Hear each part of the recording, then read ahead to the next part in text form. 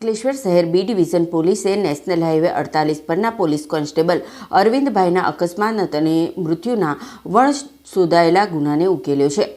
ફરજ પરના પોલીસકર્મીને ટક્કર મારી મોત નિપજાવી નાસી છૂટેલા ટ્રક ચાલકની હરિયાણાથી ધરપકડ કરવામાં આવી છે।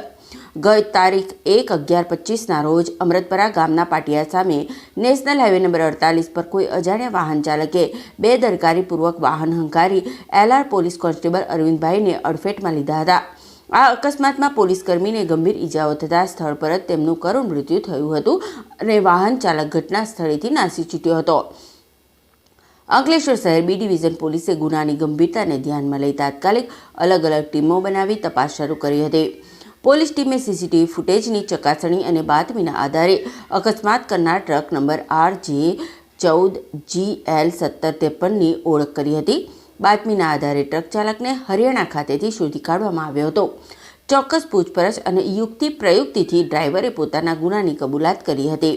પોલીસે પકડાયેલ આરોપી અનવર યુનુસ મુકલ ઉંમર વર્ષ 23 રહે તિયાપટ્ટી મેયોલી ગામ તાલુકો જિલ્લો નૂહ હરિયાણાની કાયદેસરની અટકાયત કરી આગળની કાર્યવાહી હાથ ધરી છે।